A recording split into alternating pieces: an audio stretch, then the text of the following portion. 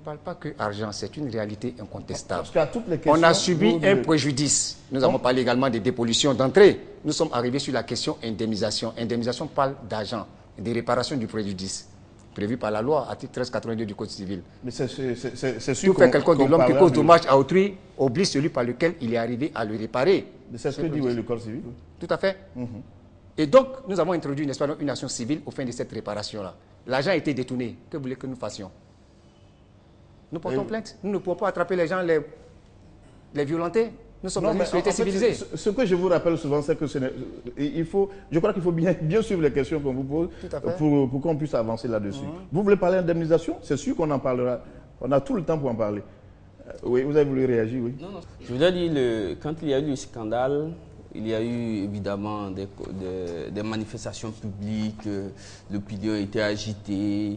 Et le 7 décembre 2006, le gouvernement d'alors, le chef d'État d'alors, a invité toutes les entités, les villages, dont le doyen Esaïe Mouto, toutes les associations des victimes, à une rencontre au palais de la présidence de la République.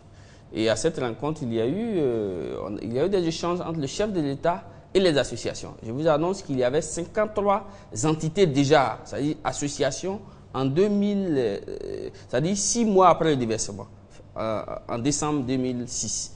Le chef de l'État nous a reçus. Et il nous a dit en son temps déjà que vous êtes 53 associations, c'est déjà beaucoup. Arrêtez de multiplier les associations. D'ailleurs, on est fort qu'ensemble, tenez 40 millions de francs CFA. Voici une cellule présidentielle que je nomme. Allez-y créer une confédération ou fédération et puis l'État vous accompagne. Mais on a utilisé les 40 millions, on a créé une fédération. Monsieur Charles Anon, d'ailleurs, moi j'ai été élu, j'ai été choisi par tout le monde comme le président, heureusement, en son temps, pour mener ce combat. Et Charles Anon était le secrétaire général de ce premier mandat. Et Claude Gourou, qui après est devenu président de la coordination, était le 4e vice-président de cette fédération. C'est-à-dire toutes les entités déjà existantes en fin 2006 avaient déjà été réunies en une fédération. Et là, je vais vous parler de comment est-ce qu'est venue cette division. Quand l'État, juste après avoir donné le discours, après avoir donné les moyens pour nous mettre ensemble, l'État, malheureusement, s'est retrouvé en février, c'est-à-dire janvier, c'est fin décembre, pendant qu'en janvier, on créait la fédération, l'État s'est retrouvé nez à nez avec Trafigura à Ouaga pour signer un accord. Et cet accord-là, nous avons dit que cet accord n'était pas, nous ne pouvons pas accepter cet accord. Et malheureusement, l'État avait voulu qu'on les suive comme ça, alors que malheureusement, nous pensons que l'État avait été grugé en son temps. Malheureusement, depuis lors, comme on n'avait plus l'accompagnement de l'État, le libertinage s'est installé dans le milieu. Très bien, je comprends mieux la chose. Mais maintenant, en parlant de la guerre entre les associations et surtout de l'indemnisation, Monsieur Cheikh Omar Koné, là je voudrais m'adresser à vous directement et je vous pose la question comme je sens, comme je l'entends. Vous auriez détourné l'argent des victimes, vrai ou faux? Voilà. D'abord, je veux revenir pour dire qu'une association, c'est bien la mise ensemble d'individus qui défendent le même objectif, qui ont les mêmes intérêts et qui doivent se battre pour atteindre leurs objectifs. Quand nous allons dire que la CNDVT est née après l'accord de août 2009, c'est tout à fait normal qu'après avoir obtenu cet accord-là, les victimes qui avaient donné mandat à l'AID et qui ne voyaient plus l'AID suivre ce chemin-là, se mettent ensemble pour aller comprendre. C'est comme ça que la CNDVT se crée. Donc des victimes qui sont allés, qui ont mandaté l'AID, qui ont décidé de se mettre en association maintenant pour combattre, peut-être, mais sinon pour être en face, essayer de mieux comprendre ce que faisait leur cabinet d'avocats. Et ne pas comprendre pourquoi ce cabinet qui allait signer une convention qui vient, qui ne présente pas la convention à ses mandats et qui leur dit, c'est moi-même qui vais faire l'indemnisation. Ils ont dit, attention, il y a un problème. Ils se sont mis ensemble. Donc, c'est pour dire que c'est tout à fait normal que cette coordination soit née après l'indemnisation, enfin l'accord, après l'accord signé par l'AID, l'accord que les Ivoiriens n'ont jamais vu, l'accord que les victimes en question n'ont jamais vu. Les victimes n'ont jamais vu l'accord? Jamais, ils n'ont jamais voulu présenter cet accord. Ils ont trouvé que c'était un accord confidentiel. Mais confidentiel entre qui et qui? Mais je vous donne mandat pour aller travailler à mon nom, défendre mes intérêts. Si vous signez un document à mon nom, vous me le présentez d'abord même que je sois d'accord, avant même que vous le signiez. Et c'est ce document-là demandé au cabinet anglais par les victimes, qui n'a jamais été fait, qui a amené ces victimes à se mettre ensemble et venir nous constituer. Voilà comment nous entrons dans cette procédure pour défendre les intérêts.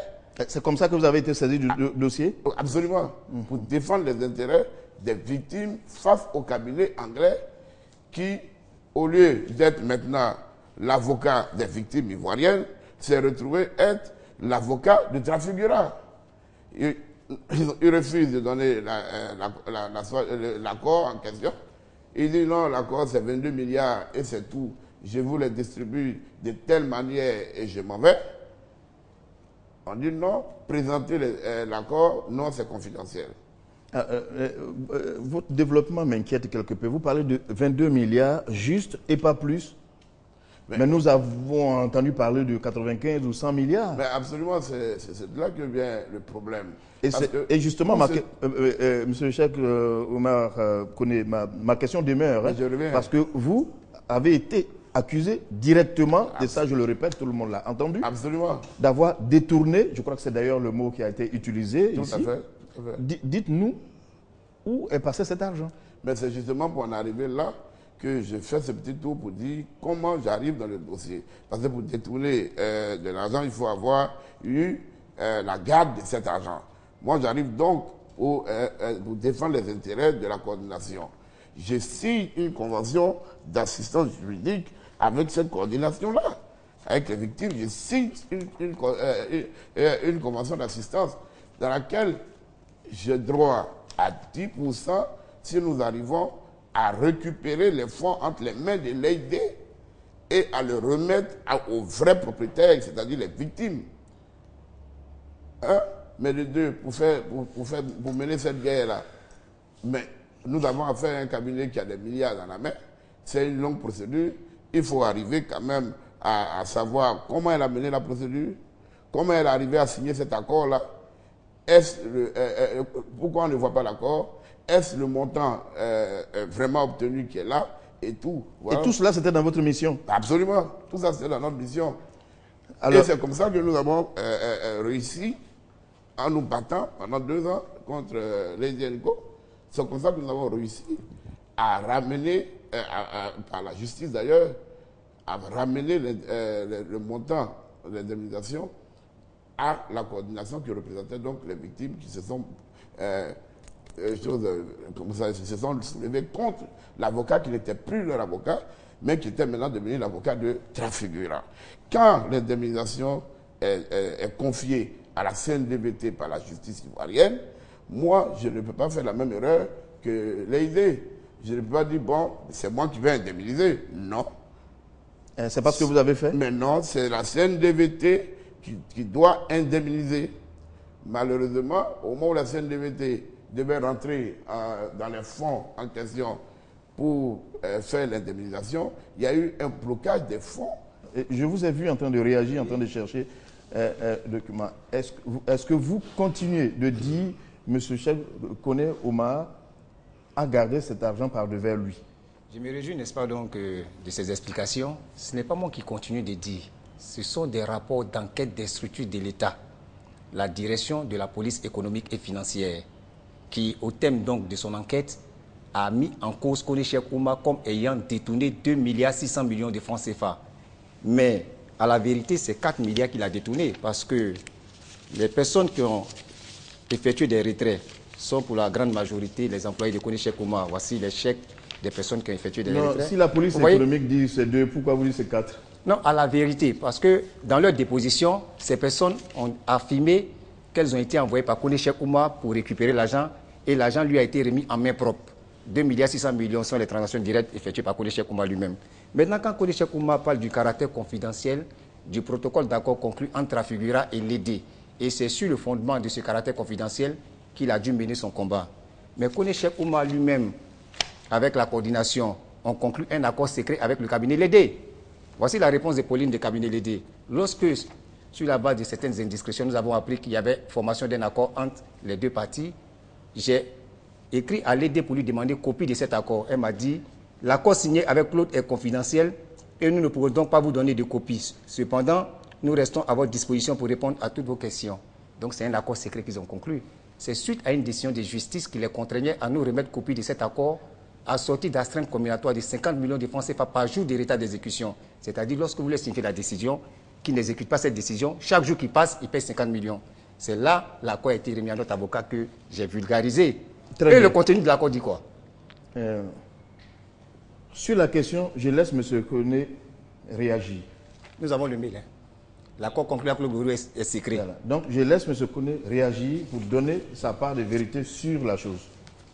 Mais c'est vraiment, je tombe des nues, parce que ce mail-là, lui-même, il dit qu'il est adressé à l'AID, qui me montre un document à moi adressé pour me demander une copie de l'accord et que je lui ai dit non. Jamais.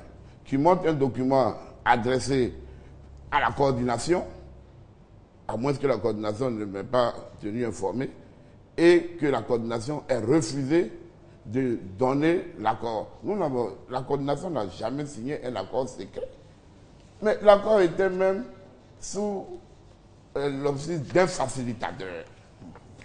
Mais comment on peut faire un accord secret alors même que c'était dans l'intérêt de faire payer les victimes? L'accord n'a jamais été secret. Donc je conviens à lui que l'AID aime beaucoup les choses secrètes. L'AID aime beaucoup créer le mystère autour de ce qu'il ne faut pas créer. Nous n'aurons jamais fait de problème de lui donner une copie de cet accord. D'ailleurs, nous l'avons donné à tous ceux qui en avaient besoin. Je ne vois pas pourquoi. Alors, je veux bien balayer ça parce que ça ne me concerne pas, puisque la réponse vient de Pauline et non de moi. Très bien. Mais je voudrais quand même continuer sur la même question. Il y a de l'argent qu'on doit aux victimes qui a été bloqué. J'étais en train de continuer là-dessus. Vrai ou faux? Non, j'étais en train de continuer là-dessus. Parce que quand j'ai dit bloqué, je parle de 22 milliards 500. Oui. Au début, les 22 milliards 500 devaient être remis à la coordination pour redistribuer. Et à l'issue de la procédure dont la Cour d'appel avait donné raison à la coordination. C'est le moment où il devait remettre le chèque de 22 milliards 500 qu'il y a eu un blocage venu, dit-on, d'une autorité. Et nous avons essayé de décanter la situation, ce qui nous a amené à aller négocier avec l'AID&Co, représenté par le cabinet KSK, pour arriver à faire quoi? Arriver à donner déjà aux victimes ce qui était déjà là. Nous sommes convaincus que les 22 milliards ne représentent pas le montant total de l'indemnisation reçue par l'AID&Co. Mais pour continuer la procédure qui est longue, alors que les victimes sont toujours malades et que nous sommes souffrés de payer, soyons d'accord que vous vous mettez ensemble avec l'AID&Co pour distribuer ces fonds-là. Ces fonds-là distribués, on repartira pour les autres procédures. Alors, c'est de ces fonds-là qu'il s'agit, qui ont été récupérés et distribués ensemble après une convention signée entre l'AID&Co et la CNDBT, et les deux se sont mis ensemble pour faire la distribution. Et dans cette convention, tout y est, qu'à un certain moment, l'AID devait sortir, la coordination devait aller seule, récupérer avec le reste des fonds, payer ce qu'elle doit, parce que la coordination a engagé des conseils, la coordination a a pris des prêts pour pouvoir mener le combat contre les idées. Il fallait donc, nous ne sommes pas des philanthropes, nous avons une convention, nous avons investi de l'argent, nous avons donné un siège à la coordination, nous avons fait voyager les membres de la coordination, nous avons... Vous avez autofinancé? Oui, absolument, parce que c'est dans la convention, ils n'ont pas les moyens, comme eux-mêmes le disent. D'accord. Sur la question, M. Yao Pipera, vous avez écouté sagement, calmement. Quelle est votre réaction jusqu'à présent? Est-ce que vous sentez que les victimes ne s'en sortiront pas? Je suis révolté quand j'écoute ça. Mais vous savez, dès le départ, hein, c'est en cela que quand on parle de paternité, je regrette. Parce que dès le départ, moi, en tant que président de la première fédération créée avec les moyens de l'État, dans laquelle les premières associations, les 53 associations y étaient, où j'ai été porté à la tête, quand le cabinet est arrivé à Abidjan pour travailler, le cabinet Lédé est arrivé à Abidjan pour la première fois, le cabinet nous a rencontrés. On a voulu fixer les règles du jeu. Parce que quand un jeu se joue sans règles, on en finit comme ça en queue de poisson, malheureusement. Le cabinet, quand on a donné nos exigences, le cabinet est passé outre. Il était secrétaire général de la fédération, est passé outre la fédération pour aller rencontrer les villages, les victimes individuellement, pour récolter les dossiers. Et aujourd'hui, malheureusement, on arrive à un fait où l'aider fait des accords secrets. Après, c'est une coordination qui reçoit les fonds. Et puis voilà, 6000 victimes attendent sans percevoir les fonds. Moi, je regrette cela. Mais dès le départ, si j'avais été écouté, en tant que première fédération, on aurait fixé les règles du jeu de cette procédure. On allait participer, nous, parce que je vous le dis, moi, je n'ai pas participé parce que les règles du jeu n'avaient pas été fixées. Parce que je savais que ça allait finir en queue de poisson. C'est pour ça d'ailleurs, dans cette dernière procédure que nous sommes en train de mener, on essaie de le mener avec beaucoup de tact. Alors là, je m'adresse à Esaïe Yaomoto. Vous avez écouté, hein, aujourd'hui, j'ai envie de vous poser une question très précise. À votre avis, combien reste-t-il encore à payer aux victimes et qui n'est pas encore payé? Vous avez des chiffres? Non, vous n'avez pas d'informations? Bon. C'est sorti dans tous les journaux qu'il y a en principe 4 milliards qui devaient être à la banque, qui devaient servir à payer les victimes. Voilà. C'était à partir de la guerre étant survenue, cet argent était censé... Donc vous n'avez pas d'informations davantage. Voilà, je n'ai pas la suite des choses. Monsieur Charles Arnaud, aujourd'hui, est-ce qu'on peut répondre à la question véritablement combien de victimes restent à être indemnisées et combien reste-t-il à payer? On peut répondre à la question comme ça? Tout à fait, tout à fait. Dans le cas de la procédure initiée par le cabinet anglais, il reste 25 000 victimes. Mais seulement les différentes enquêtes ont porté sur 4 milliards 658 millions de francs CFA qui sont sortis irrégulièrement. Et c'est toute cette somme colossale que Kone Cheikh Oumar et les autres ont détournée. C'est l'argent de 6 624 victimes à raison de 727 500 francs. C'est-à-dire, Kone Cheikh Oumar prétend être avocat ou conseil juridique, je ne sais quoi. Mais, s'il vous plaît, nous resterons... Non, excusez-moi. Nous resterons courtois. Ok, voilà. On peut être en colère, mais on restera courtois. On est avocat, mais est-ce que vous pouvez concevoir qu'un avocat peut prendre la totalité de ce qui doit revenir à son client? C'est de ça qu'il s'agit, parce que c'est tout l'argent. C'est-à-dire, moi, mes 727 500 multiplié par 6 623 victimes, plus moi, ça fait 6 624. C'est tout ça qui a été... Par contre, vous acceptez qu'il autofinance tout et que vous ne participez pas et que lorsqu'il... Non, je m'inscris en faux contre toutes ces... On est tout de même d'accord que quelqu'un a dû financer. Il n'est pas concerné par cette procédure. La procédure a commencé comment? C'est une procédure qui a été exclusivement financée par le cabinet Ledenco. Il peut le confirmer. Les rapports médico-juridiques pour chacune des victimes a coûté individuellement 10 000 francs CFA. Lorsque le cabinet Lédé venait en Côte d'Ivoire, quand vous avez un certain nombre de victimes, il donnait 500 francs pour communication, pour communiquer avec les victimes. Les salles de réunion étaient exclusivement payées par le cabinet Lédé, leurs frais de tel autant. Aucune victime n'a déboursé aucun centime dans cette procédure. Très bien. C'est une procédure exclusivement financée par le cabinet Lédé. D'accord. Le cabinet Lédé est venu avec l'argent. S'il vous plaît, aidez-nous à mieux comprendre vraiment la chose. Aujourd'hui, on vous pose une question précise. Combien sont-elles les victimes à être indemnisées? Et combien faut-il? Combien, à votre avis... Il y a 4 000 victimes qui ont été indemnisées dans le cadre de la procédure initiée par le cabinet. Qui le doivent encore. Les personnes qui ont été indemnisées, bon, il n'y a plus de problème. Mais les victimes qui n'ont pas été indemnisées... 25 000 victimes qui n'ont pas été indemnisées. Et combien faut-il pour que l'affaire soit bouclée complètement? 18 milliards 750 millions de francs CFA. Et nous avons obtenu un séquestre sur la question, le 19 mars 2010. Quand il a parlé de la guerre qui est intervenue, la guerre est intervenue bien après. Dans le processus d'indemnisation, il y a eu un accord qui a été conclu. Vous savez, on ne risque pas de vous suivre si vous... vous dites tout à la fois. Allons-y. Il y a des questions précises auxquelles il faut répondre beaucoup. Parce que nous cherchons à savoir, jusqu'à présent, vous avez donné les chiffres, vous avez donné les montants. Pour vous, qu'est-ce qu'on doit faire aujourd'hui pour que cela soit réglé? L'argent est destiné aux victimes des déchets toxiques. L'argent a été détourné. Il faut que le droit soit dit pour que l'argent soit restitué. Ou bien ceux qui ont pris viennent volontairement restituer l'argent des victimes. D'accord. Monsieur Cheikh Omar Koné, à plusieurs reprises, il est en face de vous, il a dit, il vous accuse de savoir où se trouve cet argent. Vous dites que vous avez autofinancé. Alors, on parle de 4 milliards, on parle en même temps de 18 milliards. Il y a tellement de chiffres qu'on se perd complètement. Est-ce que vous pourriez répondre à cette question de façon précise, à votre niveau? Aujourd'hui, combien sont-elles les victimes et combien reste-t-il à payer? Je veux bien revenir sur cette question pour être clair. Et allez-y. J'ai dit que je n'ai pas participé au processus d'indemnisation des victimes. Qu'on me dise dans quel compte de Koné Cheikh Oumar ou du cabinet juridique Coneco, les fonds ont été versés pour l'indemnisation des victimes. Jamais. Moi, quand les fonds ont été versés pour indemniser les victimes, ils se sont entendus, ils ont fait les indemnisations avec les DNCO.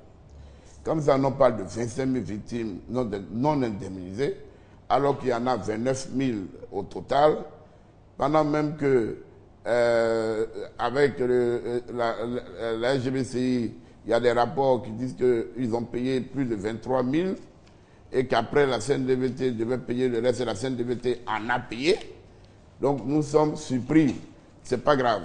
Et il a su la responsabilité de cette déclaration. Des documents sont là. Les responsables de la CNDVT qui ont payé avec le cabinet Lendenko, qui est là aussi, qui peut toujours dire combien de victimes ont été payées.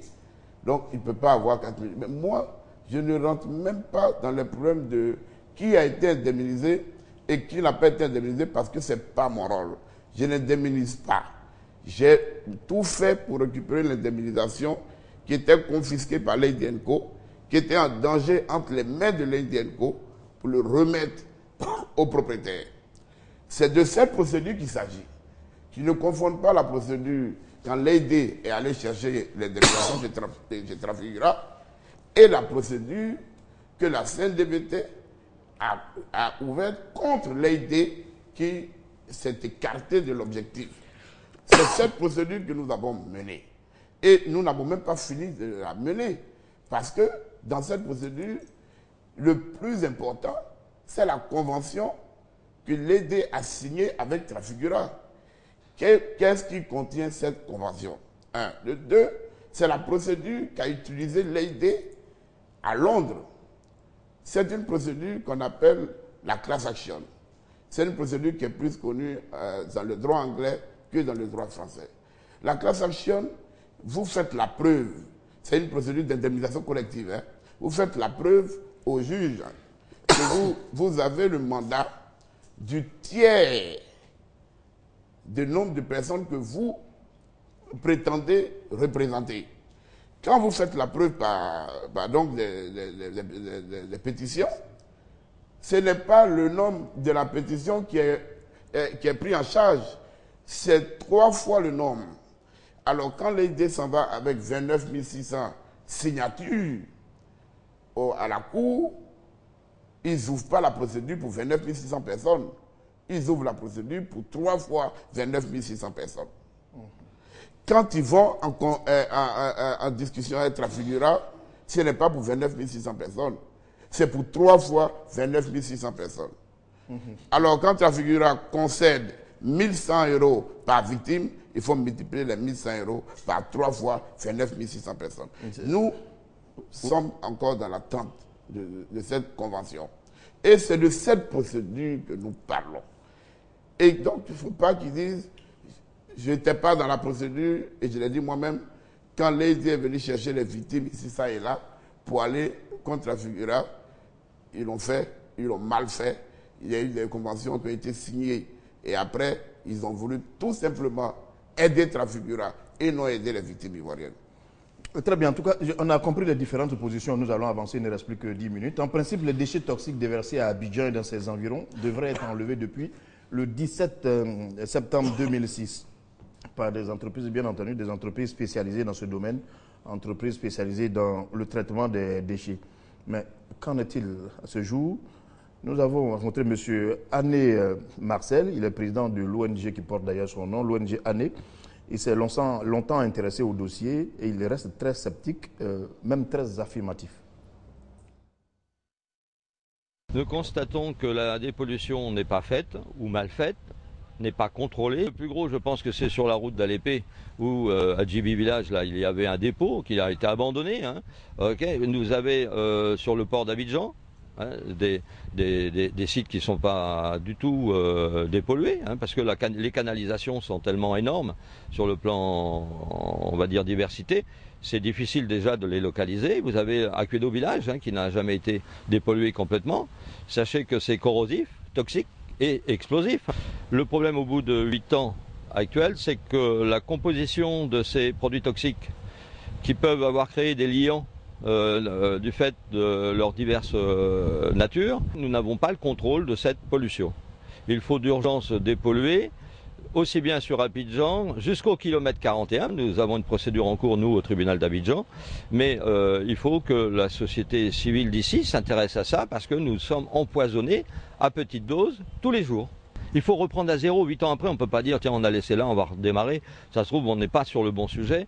Les déchets toxiques se sont déplacés. Il faut refaire l'inventaire de ces déchets toxiques. C'est une tâche immense, mais c'est nécessaire pour notre survie parce que nous allons être embêtés pendant un siècle hein, avec ça. Minimum, hein, tous les scientifiques disent, nous allons être embêtés très longtemps avec ce problème-là. Nous-mêmes, nos enfants, nos petits-enfants auront les conséquences de ces déchets toxiques. Ça ressemble à une bombe écologique, hein, ce qu'il vient de dire. Nous en avons pour des années, des années et des années. On ne décontamine pas les sites pollués. Je suis heureux qu'on en revienne. Tout à l'heure, je demandais qu'on en reparle, la question de la dépollution. Évidemment, en tant qu'association, c'est inscrit en premier plan dans nos objectifs. Malheureusement, il y a eu des enlèvements massifs de ces déchets. Au départ même, il y a eu des enlèvements suivis des dépôts dans d'autres endroits, dont Djibi Village, malheureusement, qui en a souffert, malheureusement. Mais on s'est battu, on a interpellé l'opinion nationale et internationale, on a fait tout ce qu'on pouvait faire. On a écrit à l'ONU, à Greenpeace et tout ça. Vous êtes à bout de force? Vous êtes à bout de force? Non, non, non, pas du tout. Et même quand il y a eu, avant même les élections, on a eu une rencontre avec il était candidat, le chef de l'État actuel. Il a promis que s'il arrivait, il allait régler la question. Heureusement qu'il y a 3 semaines, il y a je crois 3 mois, un conseil des ministres s'est attelé là-dessus et une communication a été faite à cet effet où 7 milliards supplémentaires ont été obtenus, je crois, du pollueur pour dépolluer le reste des sites. Je crois qu'un travail a été fait parce qu'après l'obtention de cette somme-là, des études supplémentaires ont été commises. Je voudrais féliciter le gouvernement d'ailleurs. Et il y a eu des enlèvements. Mais nous demandons au gouvernement de faire une communication sur la question. On a besoin de savoir. Nous, on n'est pas experts. On constate que c'est enlevé. Mais évidemment, il faut qu'une communication soit faite pour qu'on sache s'il y a eu enlèvement et dépollution. Et seulement si la population est exempte de tout ce qui est dégâts éventuels liés à ces déchets. Monsieur Charles Anon, vous avez écouté Marcel Ané qui le disait vraiment avec force. Il a dit haut et fort. On ne dépollue pas. Vous avez quelques informations, vous avez fait un peu le tour, vous avez une idée des sites à dépolluer, à décontaminer? Oui, il a même cité vous avez une quelques idée de sites. ce qui a été fait jusqu'à présent? Bon, en fait, il faut dire que le travail n'a pas été totalement fait. Il y a eu pratiquement 18 sites contaminés, mais les extractions, n'est-ce pas, de ces déchets n'ont pas été, en tout point de vue, effectives. Il y a Djibi Village qui en souffre encore. Il y a même Aquedo. Il y a, comment on appelle ça, des sites qu'on a repérés. Et le gouvernement avait également fait une communication aux fins d'extraire ces déchets. Comme il vient d'évoquer, il y a eu également une autre communication, mais nous n'avons pas des informations irrelatives au point que nous ne savons pas ce qui a été fait, ce qui n'a pas été fait. Les déchets ont été enlevés, n'ont-ils pas été enlevés? Nous ne pouvons répondre avec précision. Monsieur Esaïe Moto, votre village qui a été vraiment touché, aujourd'hui, vous pouvez nous dire des choses très précises, même si vous avez des chiffres qui pourraient nous arranger? Bon, je dis merci à l'État de Côte d'Ivoire qui a véritablement participé à l'enlèvement de ces déchets. J'ai assisté à l'enlèvement des déchets qui avaient été dépollués.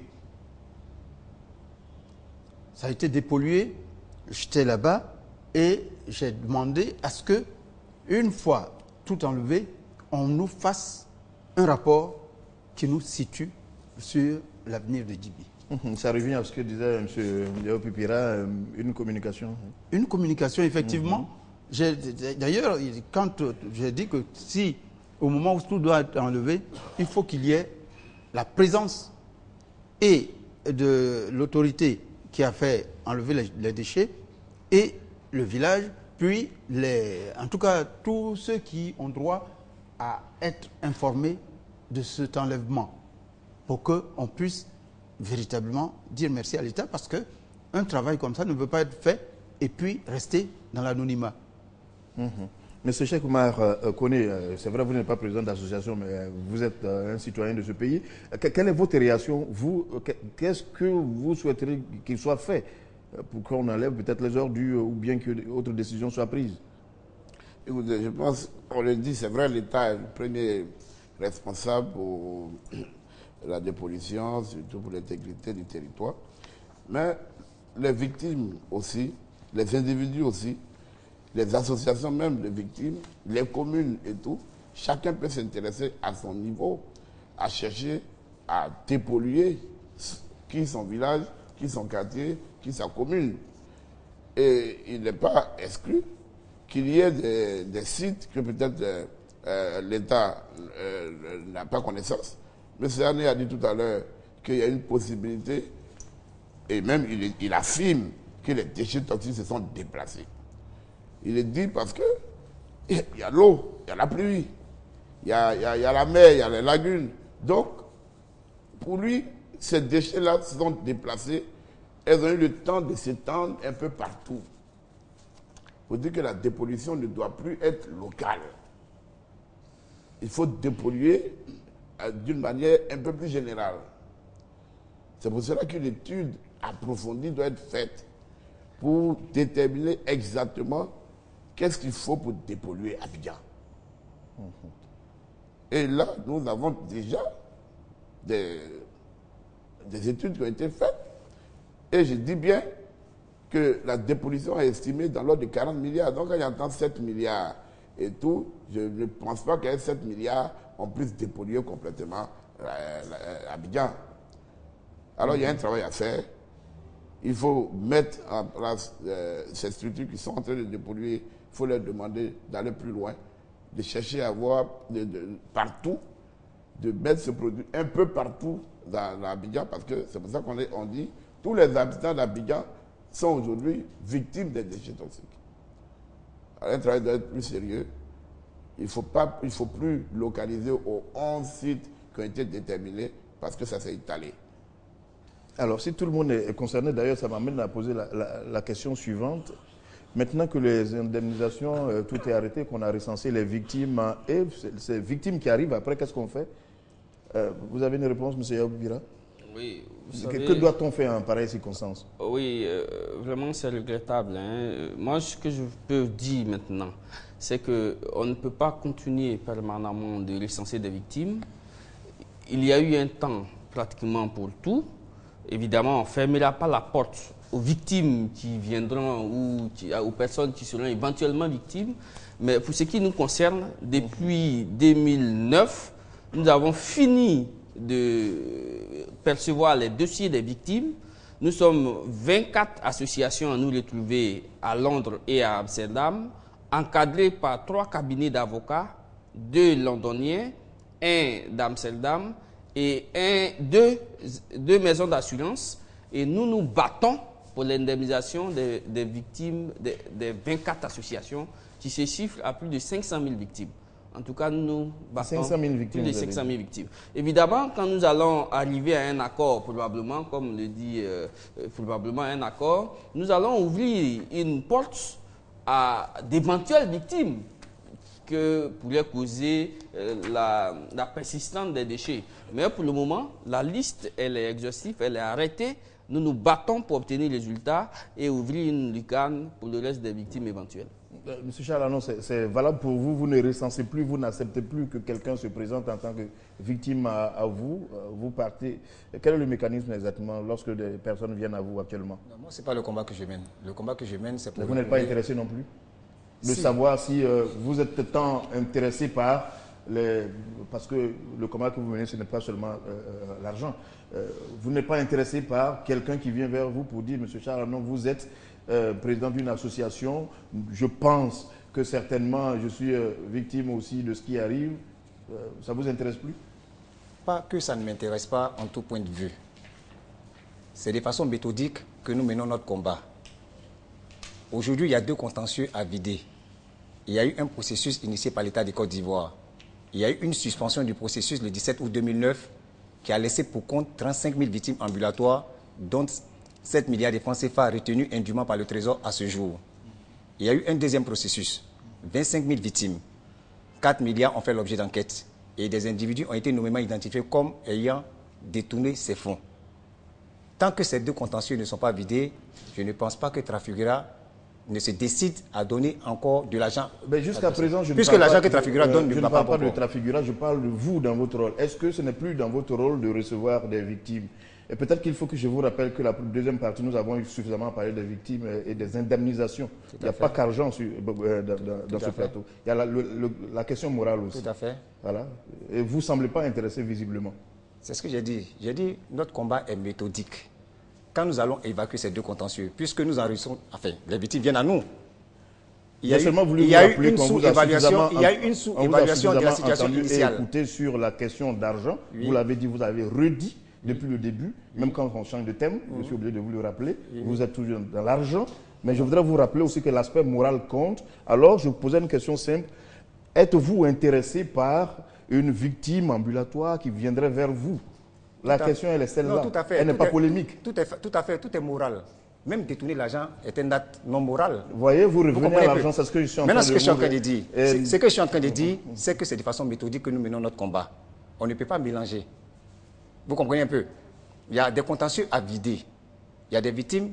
Vu le caractère inédit de l'accident. Peut-être qu'il faut que vous vous rappeliez que ça ne se vide pas. Ici, ce n'est pas un tribunal. Tout à fait. C'est pourquoi je voulais inviter Cheikh Koné à aller au tribunal. Non, il ne vous a pas invité au tribunal non plus. J'ai dit que ce débat restera civilisé jusqu'au bout. Nous allons rester dans ça. Nous inscrivons dans cette logique. Je suis désolé de le dire comme ça. Nous inscrivons dans cette logique. Voilà, je suis désolé de le dire comme ça. Mais une émission aussi, c'est répondre aux questions, pas forcément ce que l'on veut dire. Tout à fait. C'est ainsi que je vais passer la parole à Esaïe Moto. Esaïe Moto, vous, aujourd'hui, à Djibi Village, vous avez recensé des victimes, vous avez travaillé pour ces victimes. Est-ce qu'il est déjà arrivé, à ce jour, aujourd'hui même où nous parlons, que des personnes viennent vers vous encore pour vous dire, oui, nous voulons absolument être inscrits sur cette liste parce que nous sentons des douleurs, nous nous sentons mal. Et nous pensons que ce sont les déchets toxiques. C'est dans ce cadre que nous avons initié le problème de... Nous avons vu des médecins qui sont prêts à délivrer des certificats médicaux pour compléter les dossiers et permettre à ces gens-là d'entrer dans le sillage de ceux qui pourraient éventuellement être indemnisés. Voilà ce que je D'accord, pendant que vous avez la parole, nous allons exploiter les 4 dernières minutes. Je vais vous laisser conclure pour terminer cette émission. Après ces échanges, qu'avez-vous de particulier à dire?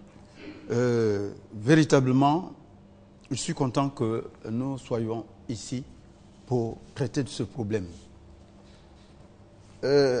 Quand les déchets ont été déversés, quand il y a eu les problèmes, M. Anon, qui ne me connaissait pas, est arrivé chez moi. C'est véritablement 2 minutes. Hein?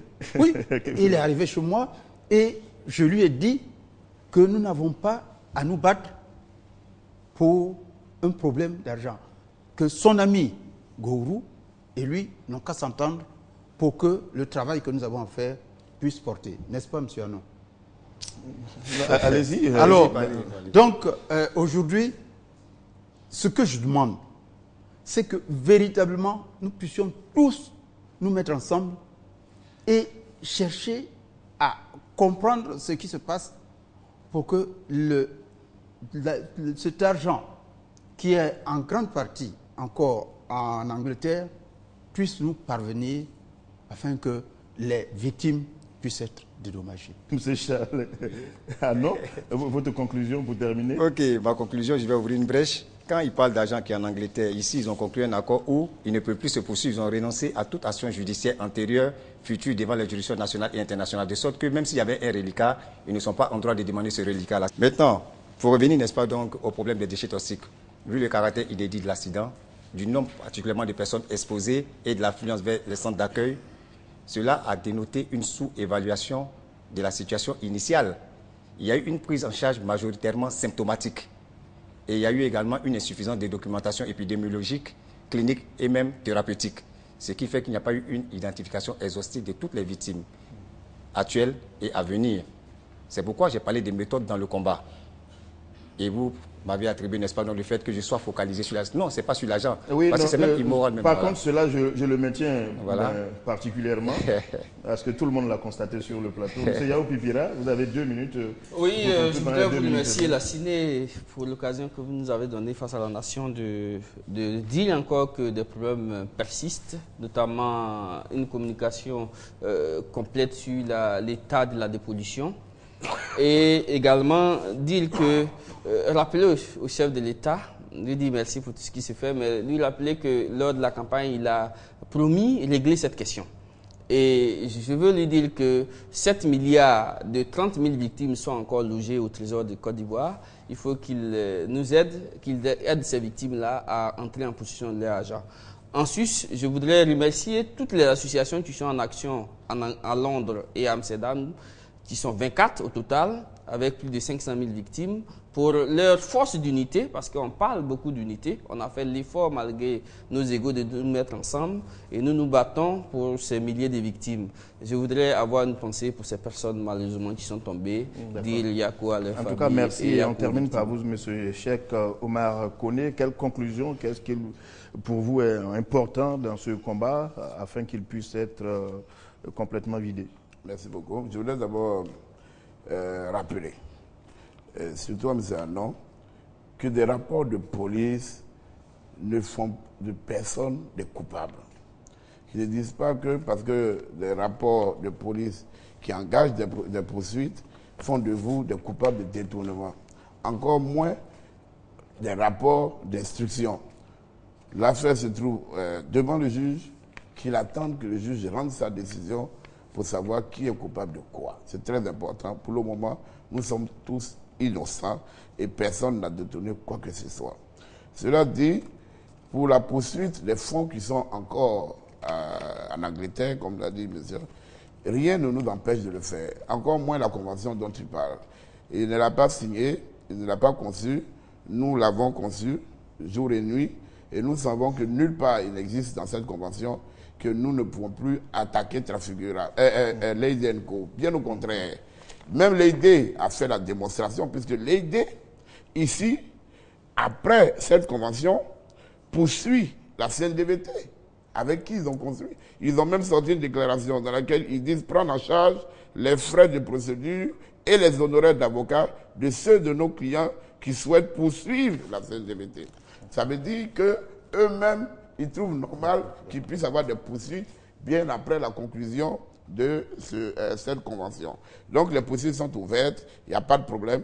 Il est des droits à la CNDVT et aux victimes ivoiriennes 2 millions par jour de retard pour n'avoir pas produit la convention. Les 2 millions par jour, à ce jour, nous sommes environ 4 milliards. Je voudrais juste dire une dernière chose. Faire un appel à tous les représentants des victimes, à toutes les associations de victimes, de se mettre ensemble pour qu'ensemble, nous allons chercher cette indemnisation. Ce n'est pas des procédures, ni à Londres, ni aux États, où que ce soit, qui vont y arriver. C'est l'union des victimes et vous avez en face un transfigurable ouvert à la négociation et tout ira bien. Très bien. En tout cas, merci pour ce message, M. Cheikh Oumar Koné. Merci à vous, M. Isaïe Yaomoto. Merci à vous, Charles Kofi Annan. Et merci encore à Denis Yao Pipira. Merci d'être venu sur ce plateau.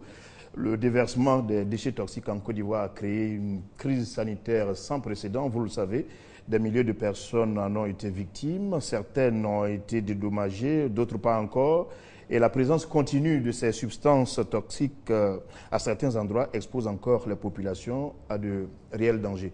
Vous avez écouté nos invités, vous avez entendu leur appel. Merci de nous avoir suivis. Je vous souhaite une très bonne soirée.